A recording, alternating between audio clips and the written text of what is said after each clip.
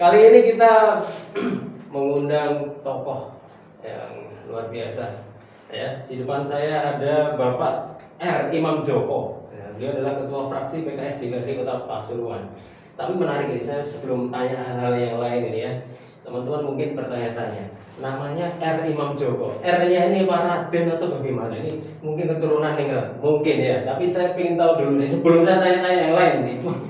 Gimana Pak Imam Joko? Ini R ini apa Pak Imam Joko? Tergantung yang mempersepsikan. Bisa Rebu, bisa Raden. Lah itu. Iya. Tapi memang Raden ya ini ya. Iya. Keturunan ningrat berarti ini. Nggak tahu turunan apa. Saya jelas keturunannya bapak saya. Biasanya kalau Raden itu kan keturunan ningrat ya. Luar biasa. Bapak R. Imam Joko beliau adalah Ketua Fraksi PKS di DKD Kota Pasuruan. Iya, siap. Dari dapil mana Pak? Pak Imam. Tampil Kecamatan Panggung ya, Panggung luar biasa.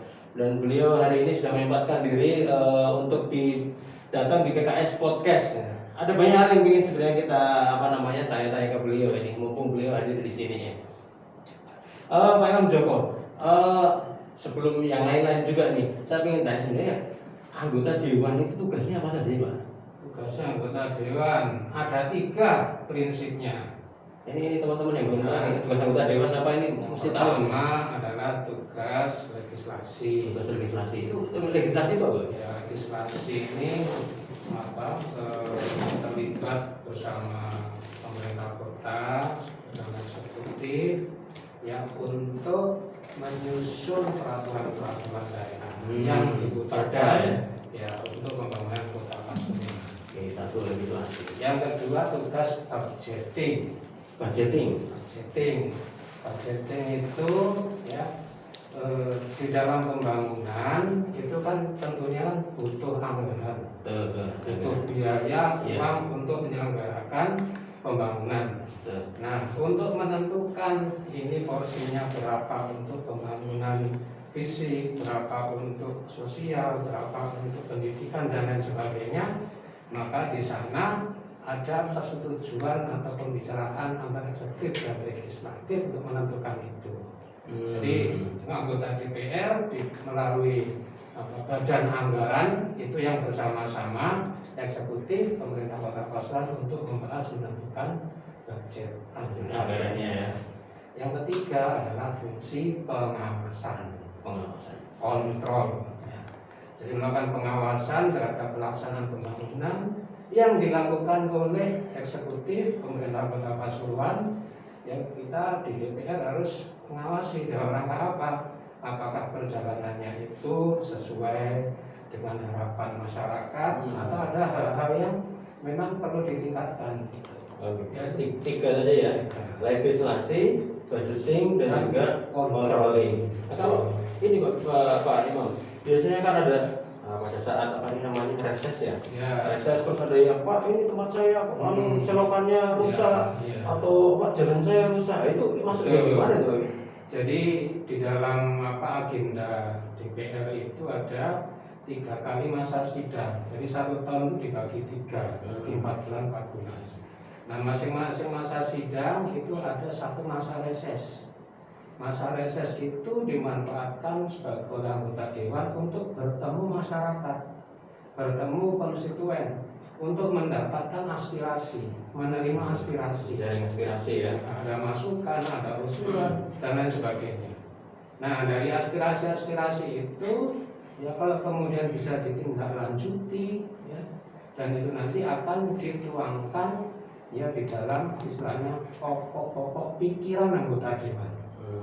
Pokok-pokok pikiran anggota dewan itulah yang kemudian nanti disampaikan ke eksekutif untuk dipakai sebagai referensi untuk menentukan kegiatan-kegiatan pembangunan seperti itu. Oh begitu.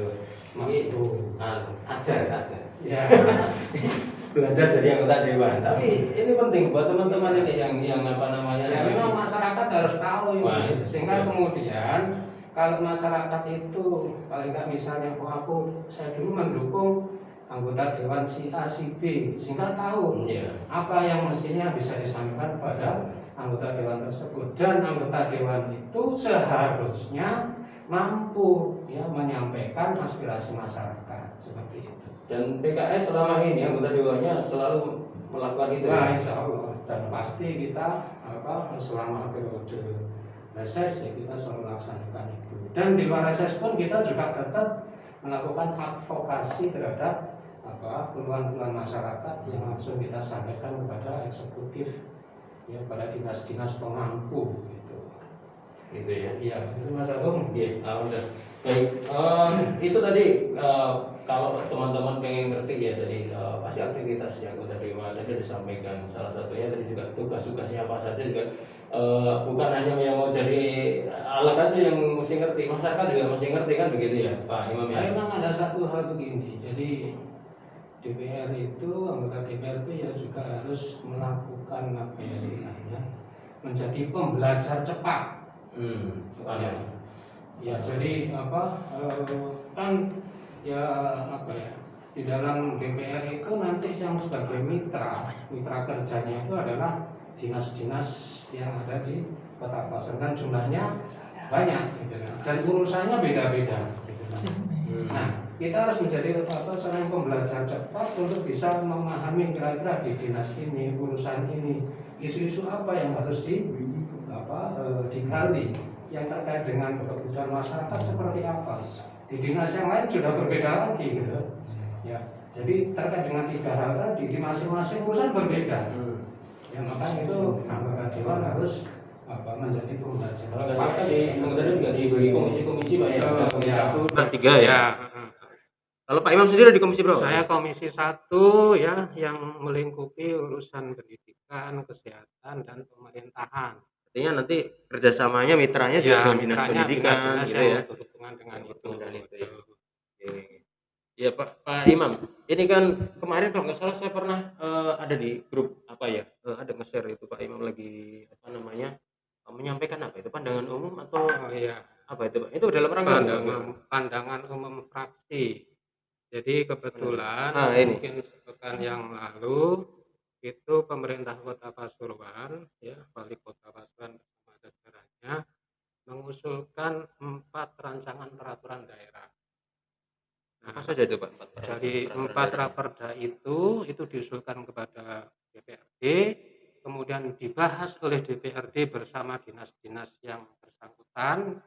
Ya, kemudian nanti di sana akan kalau ada masukan dan lain sebagainya disepakati, akhirnya rancangan perda itu harapannya kemudian akan disahkan menjadi perda. Nah, salah satu yang kebetulan saya masuk di dalam pembahasan raperda itu, saya masuk di dalam raperda tentang rencana pembangunan jangka menengah daerah atau RPJMD Kota Pasuruan tahun 2021-2026, 5 tahun ke depan.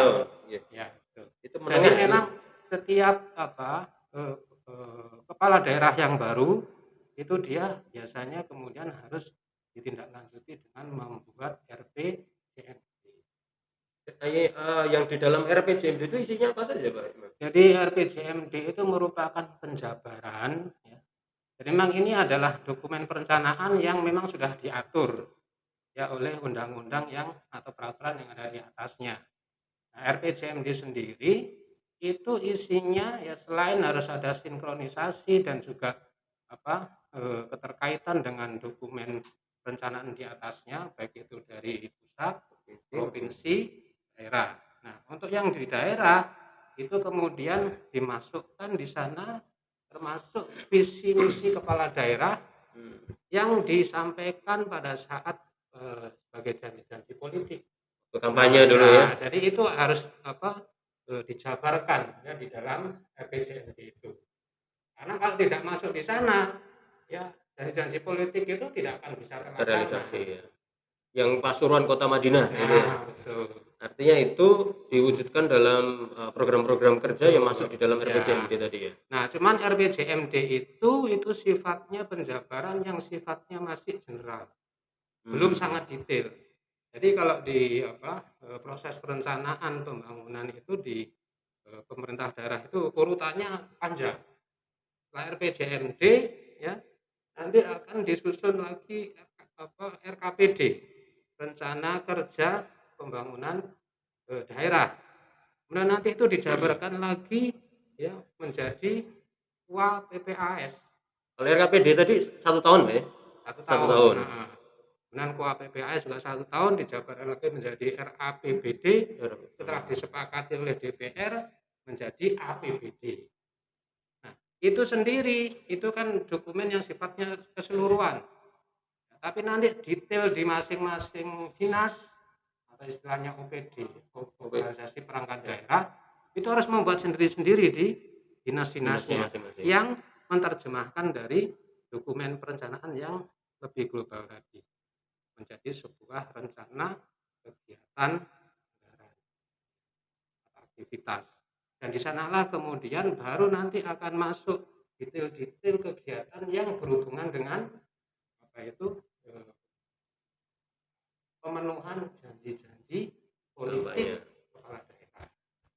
Nah, disinilah kadang-kadang kalau kita hanya melihat di RPJMD itu tidak akan kelihatan. Hanya kelihatannya general, visi misinya aja kelihatan. Tapi menjadi kota Madinah itu seperti apa? Kegiatannya apa itu tidak kelihatan di situ. Baru nanti breakdown detailnya itu baru kelihatan. Nah, di sini sebenarnya fungsi DPR ini terutama nanti fraksi PKS kita akan mengawal itu.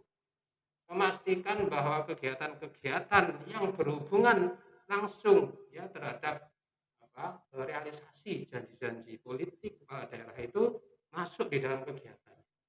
Karena kalau enggak itu pada karo-koro. Jadi akhirnya kita misalnya kepala daerah, saya kan begini, tapi yang melaksanakan, yang membuat kegiatan itu tidak menyusun ya kegiatan yang berhubungan dengan visi misi tadi. Nah, itu tadi kan ini tadi tanggal berapa, Pak Imam? Gimana? Tanggal berapa ini tadi menyampaikan pandangan umum itu? Pembahasan RPJMD.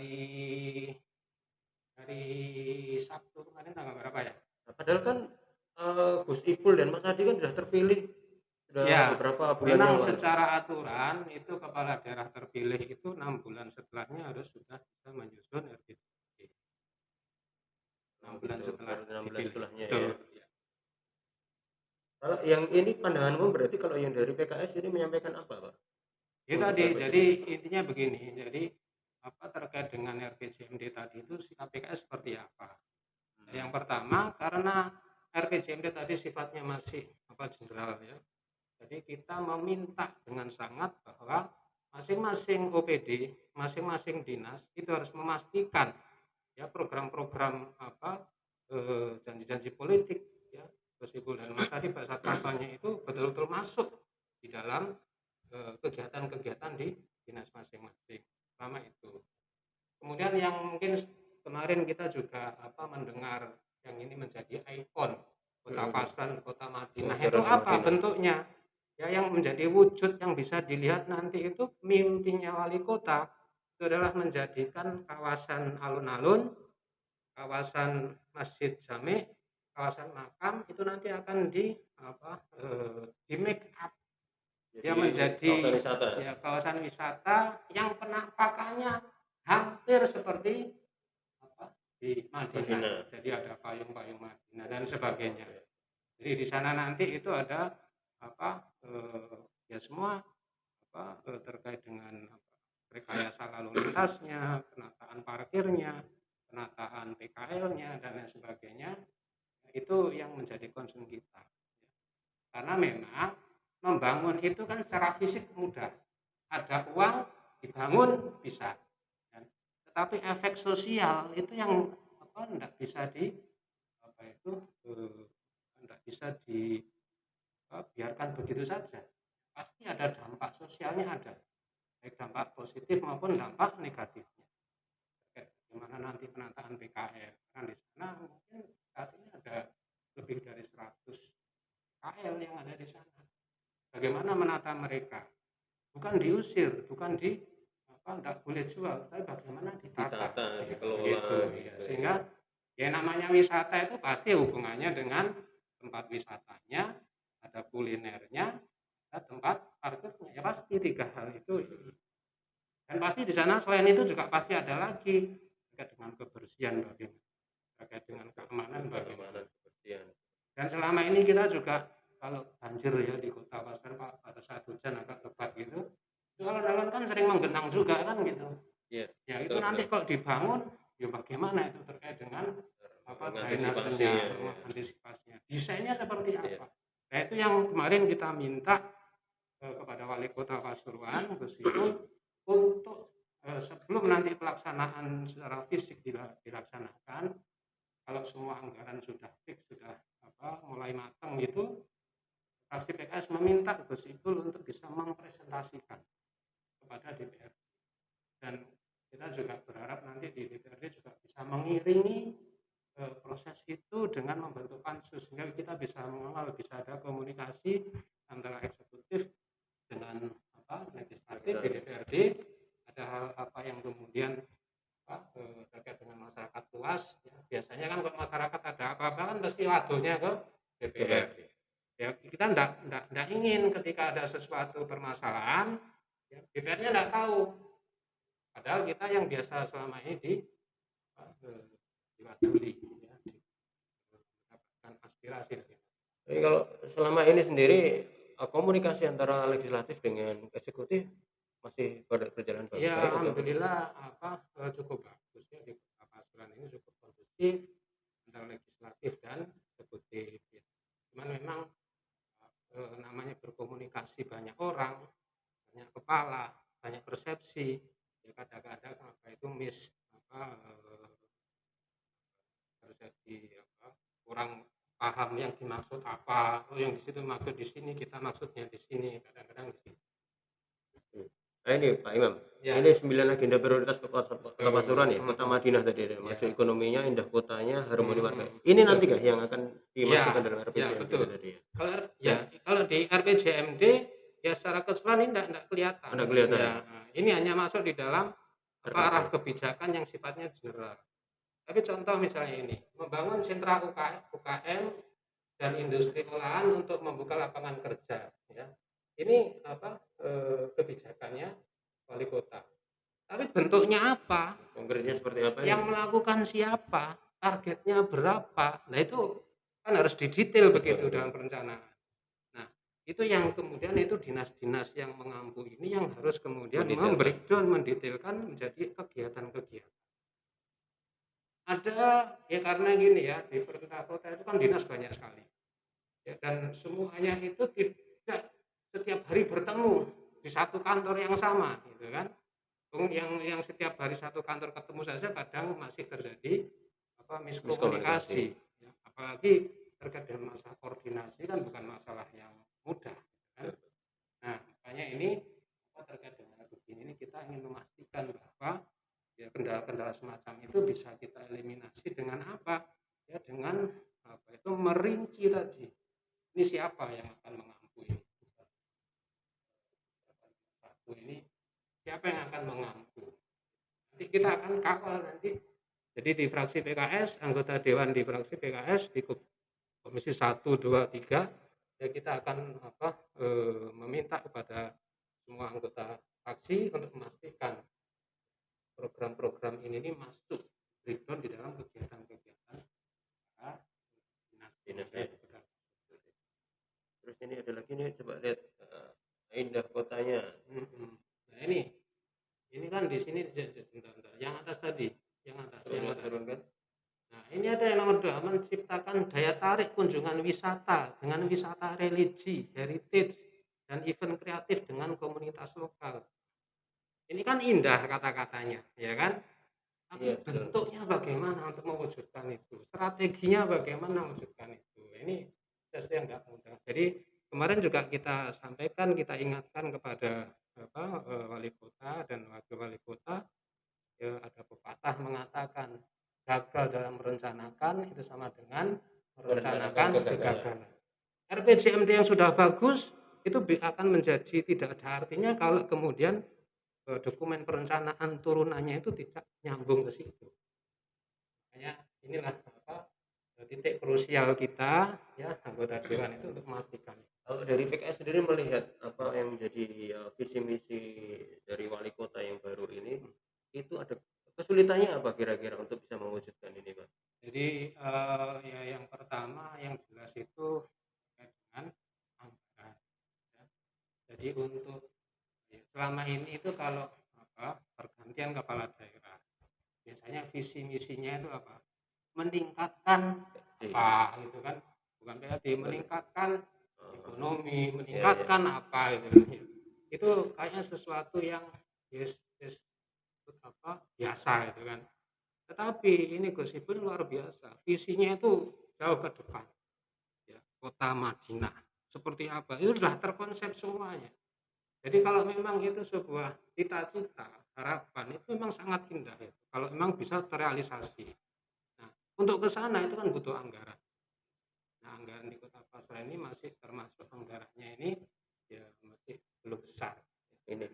Ya, tetapi terkait dengan ini ya kita kemarin melihat semangat Gus Ipul untuk merealisasikan ini ya beliau melakukan komunikasi dengan pemerintah pusat mungkin di Bappenas untuk mensosialisasikan ini karena kalau kemudian nanti bisa direspon pendanaan bisa dari jadi bukan pendanaan yang normal seperti tahun-tahun biasanya itu ini harus ada dana yang memang khusus teralokasi untuk itu. Mungkin Nah, bisa sama juga dari pihak itu, ketiga begitu mungkin ya. Jadi yang pertama itu anggaran. Kemudian yang kedua ini terkait masalah koordinasi. Jadi sesuatu menjadi baik pertama yang harus jelas adalah directionnya. Apa itu petunjuk arahnya jelas. Direction atau apa itu kebijakan dari pemimpin harus jelas. Jadi sudah jelas kebijakannya. Arahnya mau seperti ini itu jelas. Tetapi kemudian ketika itu kemudian sudah jelas, nah orang yang melaksanakan ini apakah sesuai atau tidak? Kan? Makanya dalam manajemen itu ada istilah strategic deployment. Bagaimana menyebarkan strategi dari apa yang dipikirkan oleh pemimpin itu nyampe kepada orang-orang yang melaksanakan. Ini yang enggak mudah. Gitu. Nah, disinilah peran DPR itu karena nanti DPR itu dalam setiap saat itu akan terus mendampingi bersama itu dinas-dinas itu untuk mengawal ini. Ya seperti itu. Tapi kan di DPR juga kemarin ada yang berkoalisi untuk mendukung ini dan ada yang tidak ikut koalisi itu. Jadi kalau di daerah itu koalisi itu kan terjadinya pada saat pilkada. Tapi setelah pilkada selesai itu ya semuanya sudah insya Allah sudah cair. Semuanya akan mensupport program-program pemerintah Kota Pasuruan, Gus Ipul dan Mas Diri. PKS pun juga kemungkinan juga masih komitmen untuk tetap mengawal itu ya. Tapi tetap walaupun kita ini pengusung, ya pengusung itu bukan berarti berkoalisi terus iyo ae gitu kan. Ya.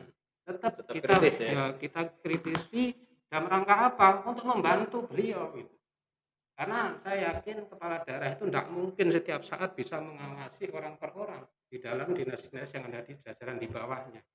Nah, kita yang berinteraksi dengan dinas-dinas itu, kok begini, kok ini, mestinya ini harusnya begini. Nah, di sanalah kemudian fungsi kita untuk mensupport kepala daerah agar bisa mewujudkan janji-janji politik. Luar biasa. Ya, ini itu. PKS, jadi 3 anggota dewan Pak Imam ya, ya di sana. Mudah-mudahan nanti juga di periode berikutnya bisa tambah lagi nih. Enggak 3 tapi terasa 30. Wah, 30 men. Jumlah anggota dewan seluruhnya total 30 ya? 30. Terasa 30 berarti seolah-olah yang menguasai ruangan itu. Ya paling tidak begini, jadi teman-teman PKS ini paling tidak bisa memberikan ide-ide gagasan ya yang positif ya untuk bagaimana ya pemerintah kota ke depan juga di DPR itu menjadi lebih itu yang mungkin juga konstituen itu juga butuh tahu mungkin ya apa-apa yang sudah dilakukan oleh anggota dewan PKS yang sekarang ini berada di DPRD ya itu mungkin perlu juga disampaikan ke konstituen. Ini juga DPD juga mungkin perlu menyampaikan itu ke konstituen kita ya. Ketika ada anggota dewan ini kunker, ngapain aja kunker ini? Nah, mesti ngerti. Ya. Kunker. Kemarin kan sempat ada gitu. Ya. Pandemi kunker. Ya, jadi kan memang begini, kegiatan kunjungan kerja itu adalah kegiatan yang memang sudah diatur. sudah direncanakan memang ada Ya, ada schedule-nya memang sudah perencanaannya ya. dan itu memang bagian salah satu dari tugas dari DPR melakukan itu. Nah, di dalam kunjungan kerja itu sebenarnya itu juga banyak sekali itu manfaat yang bisa kita ambil. Dengan melihat di tempat lain, kita melihat hal positif di tempat lain. Benchmarking ya. Ya, istilahnya kerennya itu benchmarking. Ya. Nah, selama ini kalau di saya sendiri ya misalnya, kalau saya menyampaikan ketika diskusi ya, hearing dengan dinas-dinas itu, di antara ide-ide yang kita sampaikan, di antara masukan-masukan yang kita sampaikan itu salah satu sumbernya adalah dari kunjungan itu. Oh, di tempat ini ada yang baik seperti ini. Kenapa kok dia bisa begitu? Di sini kok belum bisa? Kendalanya apa? Gitu kan? Betul. Best practice-nya seperti apa? Apa best practice itu Mas Agung? Ada yang tahu best practices. Orang PKS Jadi ngerti ini. praktek yang baik di tempat Iya. lain itu seperti apa? Orang lain bisa baik, lebih baik, kok bisa? Nah, itu apa yang bisa kita contoh? Itu di sudah sini? dilakukan di sana dan Betul. berhasil gitu ya. Iya. Nah, dari situ kita ambil, kita adopsi mungkin ya. Jadi, Amati, tiru, ya, dan ATM. ATM. Amati, tiru, dan modifikasi. Modifikasi. Jadi zaman saiki lek golek ide gak usah susah-susah. Ya, dari wong pasuruan kurang adoh. Ya, Kurang suwe oleh ya, ngopi. kurang suwe ngopine kurang Kurang adoh adoh dolane. Makanya Oke, itu ya. Luar biasa. Jadi teman-teman guys, teman-teman guys ya teman-teman. Ya, ini tadi luar biasa. Ini rada serius ini pembicaraannya. Oh, iya, jadi serius karena tapi dengan ketua fraksi PKS. Jadi memang saya agak serius ini tadi mendengarkan penjelasan beliau. Kalau mau dagelan ya bisa. Tapi sebenarnya juga saya ingin sampaikan beliau ini sebelum di ketua fraksi PKS juga sebelumnya juga pernah menjabat sebagai ketua DPD PKS Kota Pasuruan. Iya. 2 periode malah luar biasa. 2 periode, setelah itu menjabat sebagai ketua MPD PKS Kota Pasuruan dan sekarang adalah ketua fraksi. Kemudian nanti di periode selanjutnya juga tetap terpilih atau mungkin ada keinginan untuk ke provinsi atau gimana? Enggak ingin harus ngikuti melakukan Banyu. Wah, yang penting kita bekerja ya, sesuai dengan amanah yang diberikan. Luar biasa. Baik, Pak Imam, terima kasih banyak ini hari ini sudah sharing-sharingnya, juga banyak hal yang kita sudah belajar juga dari anggota dewan kita dan mungkin teman-teman juga yang di rumah bisa menyaksikan ini bisa belajar juga karena mungkin selama ini apa sih kerjaan anggota dewan, ukung kering ngapain aja dan seterusnya. Ini menjadi pengetahuan bagi kami dan juga teman-teman ini yang mau nyalek juga mesti ngerti nih nanti apa-apa saja yang mau dilakukan ketika jadi anggota dewan gitu ya.